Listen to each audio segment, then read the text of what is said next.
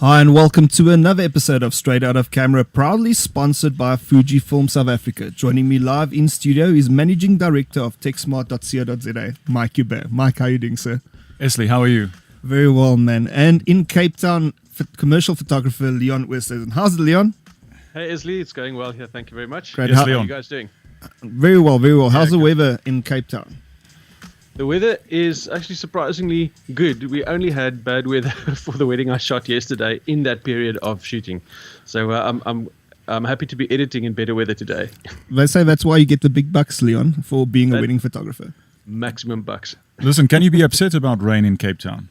Even if At it the ruins moment, no. a photo No. shoot?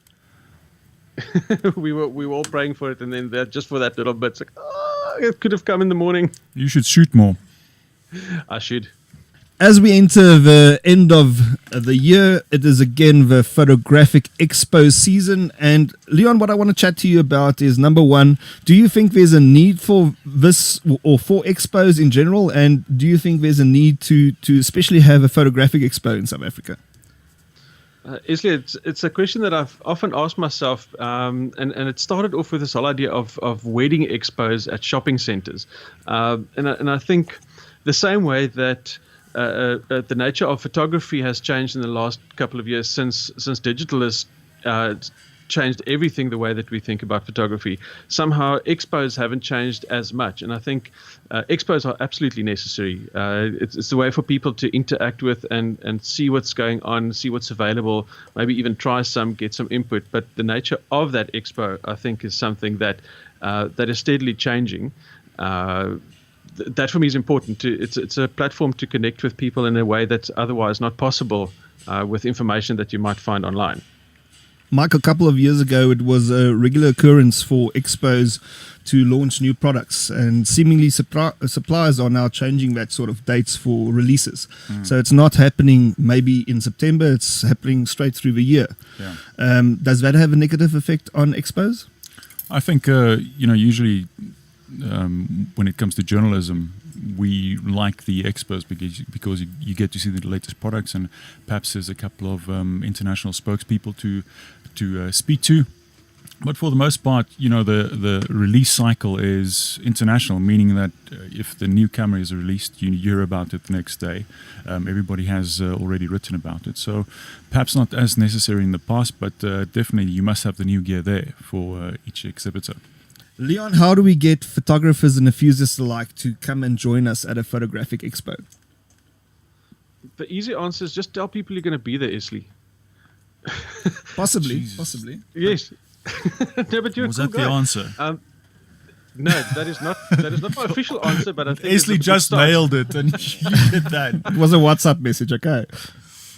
But seriously, I think that is part and parcel of what makes an expo or a show worthwhile going to, because photographers and enthusiasts have a chance to connect with the people that they typically see online, and the connection with people, I think, is the big draw card for me. It's hard to do that when you're on Facebook and social media and all that kind of stuff. You can connect in some point, but there's no substitute for eyeballing each other face to face and sharing information and exchanging contacts and stuff like that to kind of see who's who in the zoo, and how do you build connections outside of cyberspace.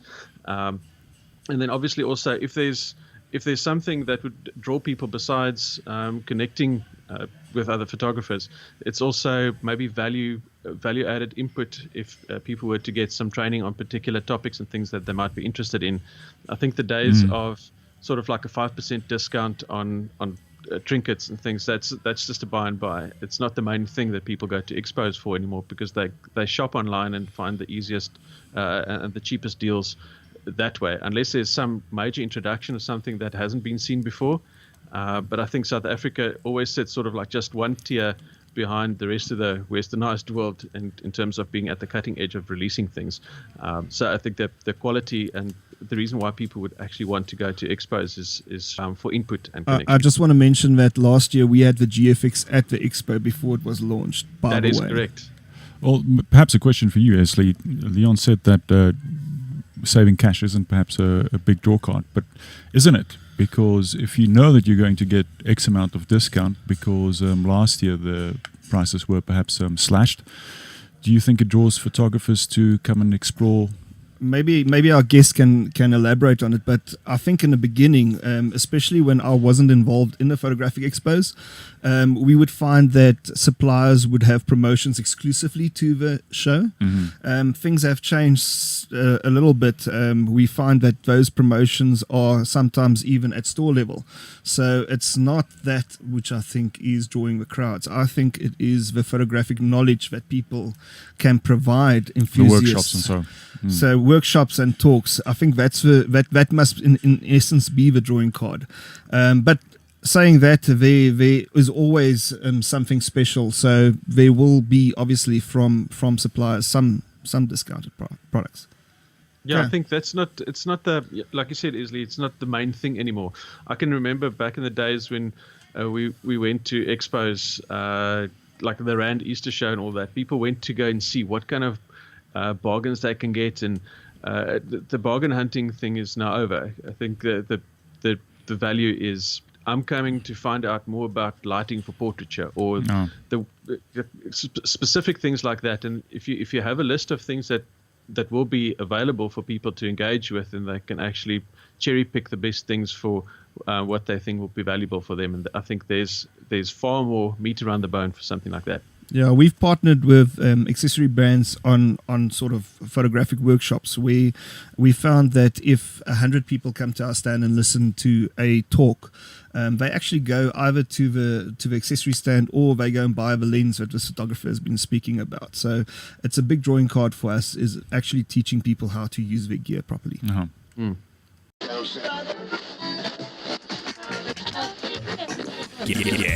Guess who got brands talking? Brandlive.co.za.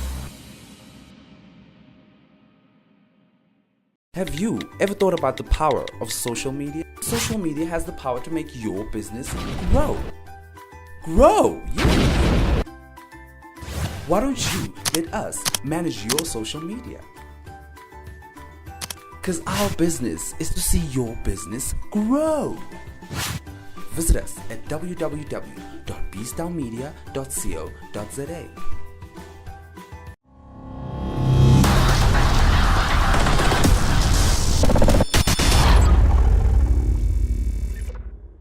Isley, you talked about our guest a little bit earlier on, and we're not talking about expos for nothing.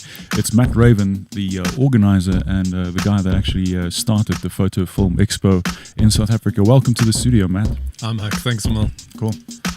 Matt, just give us a brief history of when the Photographic Expo started, how you got involved, and why there was a need for you to arrange this.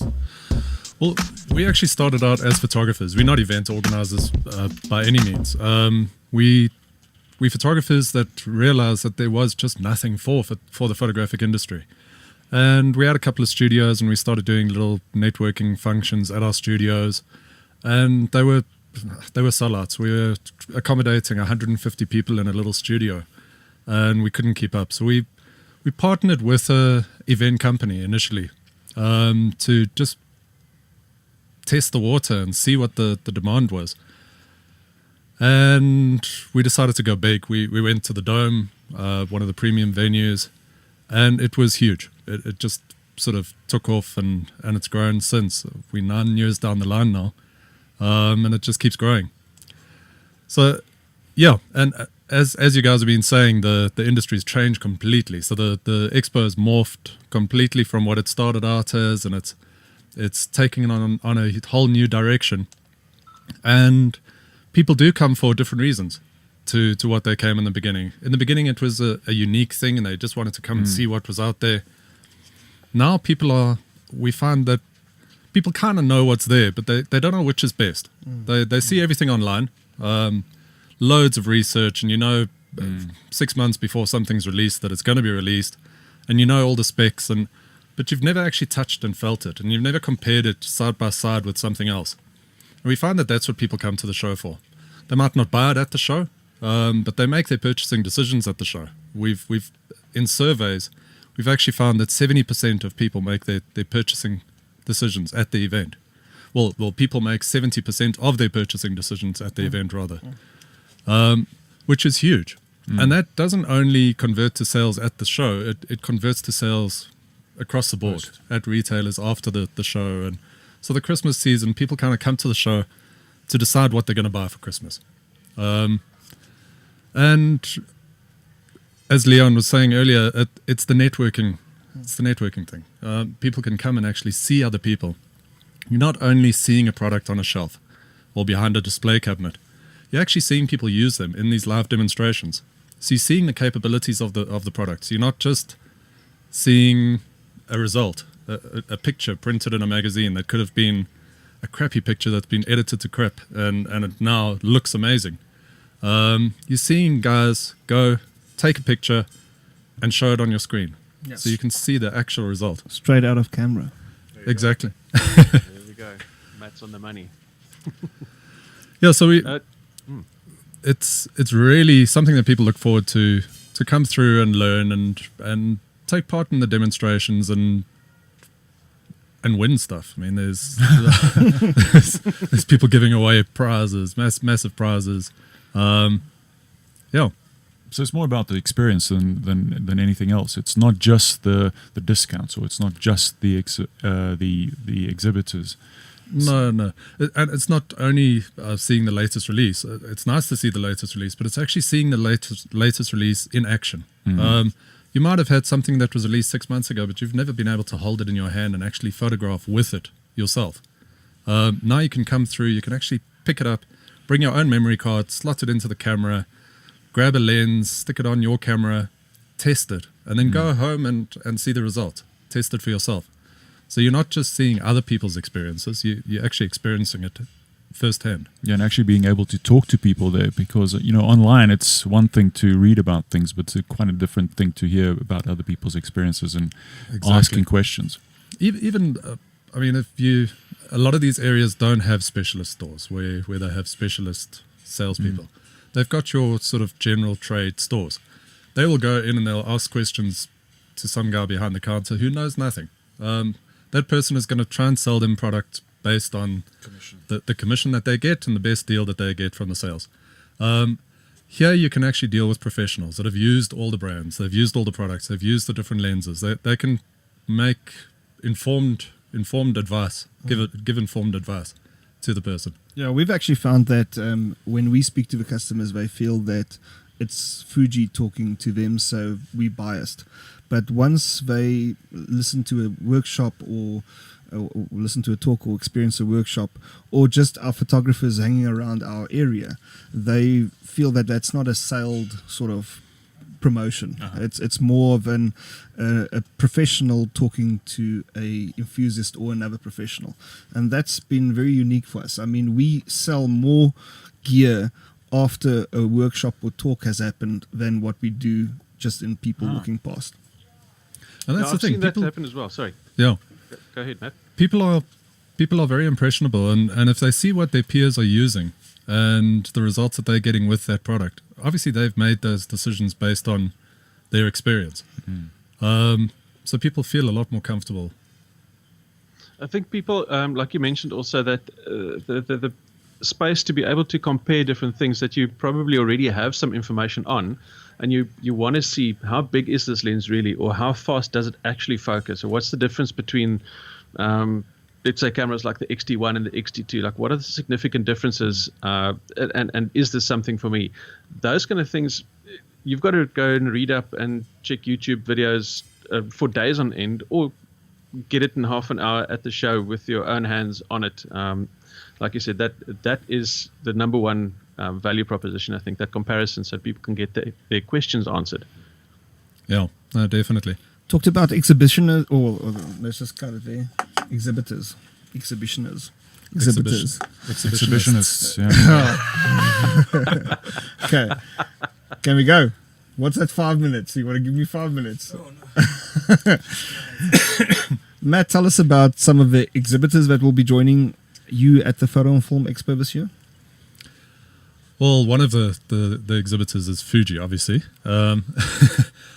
We've got camera brands, we've got album suppliers, we've got all your accessories, your studio accessories, your little gadgets. It's really, our show has morphed into more than just being a camera show. It's not a camera show. It's an accessory show.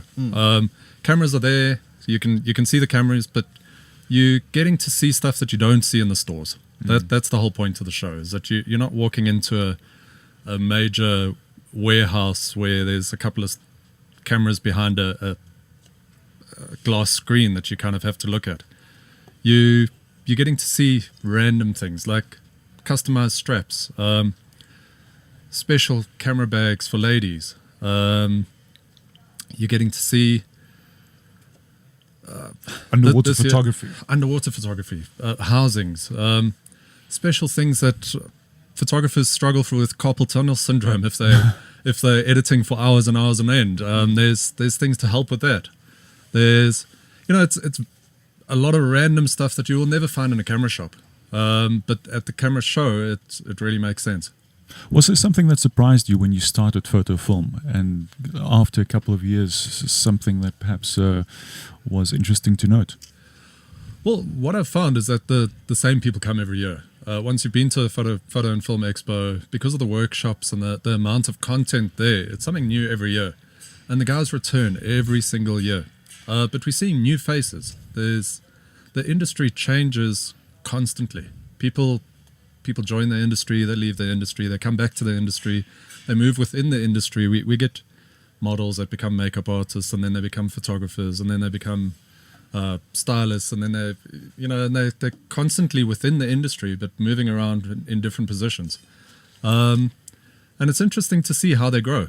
We've had some of the models that we photographed years ago are now top South African photographers. They're creating amazing work. Some of them are traveling internationally. So it's great to see the show almost develop and help to expose these people and grow them within the industry. What I liked about your last year's show especially is the amount of young talent that was guest speakers at the event. And they are definitely sort of high up in the industry and doing great things. I think of a guy like Sheldon Evans. He did a talk, I can't remember exactly what the talk was, but he's just boomed on YouTube doing a 5-tip photography hack, and it's been posted everywhere. I think there's like 8 million views already on his channel due to that. So it's impressive to have you also support younger talents. We love, I think we've got probably like a 60-40 split. 60% are pros that have got the experience and really know what they're talking about. And 40% are guys that are coming into the industry with amazing work, but they've only been in it for 2-3 years. And those guys are giving talks this year as well. We've got a whole batch of new people, and we know that in a couple of years' time they're going to be regarded as the top end pros as well. But it's great to see them first and really see what they're doing and see their enthusiasm, because pros tend to streamline their work so much that it's a commercial job, and they have strict structures. These guys coming into the industry are still very passionate. They love going out and taking those photos, and it's nice to sort of revive the pros that have kind of got into a rut with that passion of the new photographers as well. Yes, I think so. I like what you're saying, Matt. The whole idea of professional versus amateur is always a conversation I don't really like. The opposite of professional for me is unprofessional or non-professional. But amateur means doing something for the love of it. And that's something you need to cultivate all through your professional career, because you start off loving photography, and then why should that love die? And I think Expo is a great place to just put fuel on that fire, or just fan it up in a bit bigger, you know? Oh, definitely. What about the age breakup of people coming in? Do you find that it's more like older people, younger people? We actually, the bulk of it, 50% of it is your sort of 20 to 35s. But we get a lot of... That's quite high. Yeah, it's very high. Wow. But we get a lot of students come through. We target the colleges, we target the schools with photo courses and clubs. And then we get the the guys that are retired photographers and The guys who got the bucks. yeah. The retailers love the photographers who aren't actually photographers, because those guys really have the money. The doctors and the lawyers and they all come through and they buy the biggest wildlife lens and they just want everything. They have I'm sure they have a room at home dedicated to all their gear. And as something comes out, they just get it. The photographers kind of struggle. They have to make decisions and sell a couple of lenses to buy the new lens that they want. And but having said that, there are some guys that are killing it within the industry. But your general guys are creatives, and creatives are there not for the money. We're there for the love of photography and the love of the art. Although if you've got gear acquisition syndrome and you're staring at those beautiful lenses, the 1.2s and the 1.4s, and you can't afford it, it makes it makes going to the Photo Film Expo a little bit heartbreaking at the same time. There's always going to be something you want. That GFX is one of them. Yeah. That's a good one to want.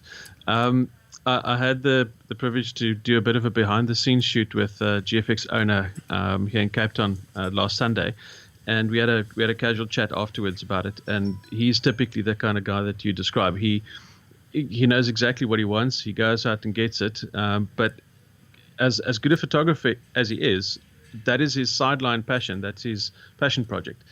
He's actually a full-time employed guy by a major online retailer, and this is his time for himself. And sure, he makes some money out of that for himself too. But he's the kind of guy that's really interesting, and I'm not always sure if they're able to make it to shows. But I've seen people put time aside, guys like him, to actually come to shows. They put in leave to come to an expo. To come and see what the latest greatest is, so that they can make that buying decision right there. And in a lot of cases, those guys are producing work better than the top end professionals because they're passionate and they don't rely on it. And they top end professionals will do some of the work that they want to, but generally they're doing work that their clients want, and that's what pays the bills. Where these guys have got the freedom to only shoot what they want and get really creative. Talking about paying the bills, how do you find the industry right now? Is it struggling? Is it going well? It has been struggling, but I found in the last 3 months it's really picking up. It's getting better. So I'm optimistic about the future. Mm-hmm. I think that the country's been through a very difficult time over the last 2 years with a lot of uncertainty, and the industry's felt it as well. Not only the photographers, but the retailers and the distributors. But we found over the last couple of months there's a lot more, people seem a lot more relaxed, and sales are starting to roll in. The industry's definitely picking up. Yeah, what's interesting is the average sale has actually gone up price point wise. So people are buying more expensive gear rather than entry level, which is quite interesting. I think people see the value, probably also because of expos and direct connection and having conversations with people, so they can actually see the value of bumping up their budget a bit more. And with cameras like the Fujifilm goodies, if you like buy into that, it's maybe like a high entry point compared to some of the other options out there. But once you're in, you get free updates and firmware, and now there's a longevity. And every brand has its own value points. But people are, like you say, seeing a commitment with their wallet and buying something that's going to last a bit longer. But that means that they pay a bit more. Esley, you've been to Photokina, which is the largest photo exhibition in the world, Photo Expo. How does it compare? It was quite interesting. So the first time was 4 and a bit years ago, and I was mind blown because I've never seen or experienced a photographic show like that. I mean, there was, I think, 18 halls full. What? Yeah, wow. 18 halls full of exhibitors. But talking to colleagues, they actually said it was a lot smaller at that stage already than what it was before. So there's definitely a decrease. But what was quite interesting, a year ago when I went to Photokina, definitely felt fuller than the Felt previous. smaller? No, bigger. Oh, okay. Than the past visit I had. So I think that, like Matt says, the industry is changing, and I think the suppliers are getting smarter, and obviously there's a focus on more top end product, and that's what's obviously making more money and rejuvenating the industry.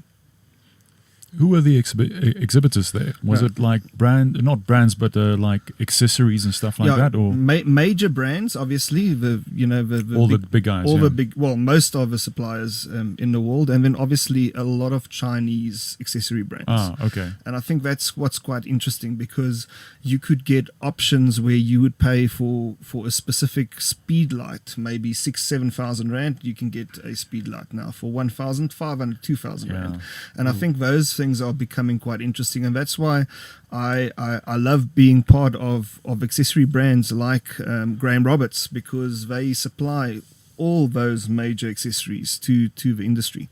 So it's nice to have these sort of small independent accessory brands around you, especially at Photo and Film. I was at MediaTek a couple of weeks ago, well, more than a month, but there were a couple of Chinese guys there too, which looked really good with some decent equipment. Yeah, we've been having a chuckle about this new app called Wish, where you could yes, we can purchase Chinese stuff for like very cheap, a dime. and it's incredible. I mean, there must be a whole lot of middlemen getting a markup on that product before it hits South African shores, and for you not to directly get it from the factory is quite intriguing. For sure. If you get it though.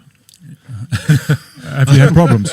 There have been one or two people that haven't got it, and it's not so much the fault of Wish, but rather our customs to get it actually across the border, and then it arrives here and they want to charge you extra VAT and import duties. Yeah, it's quite interesting. My uncle bought some clothes from Wish, and I don't know what the situation is, but it sounds like if you don't get it within 30 days, you don't pay for it. You just have to tell them.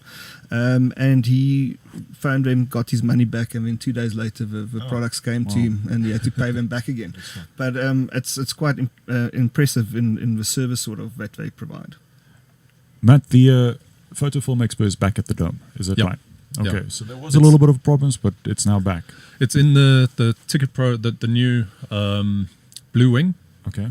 So we're using the Blue Wing, which is a new conference center that they've built onto the Dome, as well as the banqueting area, which is where the Sundome Casino used to be, below the Dome. Oh, yeah. So it's going to be a completely new format. We're using that plus the amphitheater so that we can do live outdoor demos, demonstrating HSS, high-speed sync, and all sorts of other features. And it's going to be interesting. I think the new format is going to appeal to visitors who have been to the same kind of arena every single year. And it's going to be a lot more interactive. The date for those? It's the 27th, Friday the 27th, until the 29th, Sunday the 29th. Tickets can be bought at Ticket Pro. Ticket Pro, good stuff. Yeah. And where can we find information on all the speakers? And you can go on to www.photofilmexpo.com. The thing that I'm excited about is seeing what other people have to share. So the Photo Film Expo for me, I always check out who the speakers are and what kind of information I'd be able to connect with as a working professional photographer. So for me, that's an interesting move for where you are. I don't know the space itself, but it sounds like it's slightly smaller than the dome itself. And for that, I think it's going to be a nice, intimate, and like a closer connection kind of a thing. Doesn't feel like there's any kind of disconnect. Everybody is almost in the same boat. Is this the right assumption, Matt? It is. What we've done to a degree this year is we've separated the workshop areas from the retail area, because retailers feel that the workshops draw people away from them. So we've created two separate areas where the retail can take place in one hall, as well as a separate hall for all your interactive workshops and your demonstrations and body painting and absolutely everything that the guys are really keen on. We get a whole lot of photographers that come through. They bring models, they bring their cameras, and they photograph the whole weekend at the show. And there's competitions. You can win stuff, and you can, of course.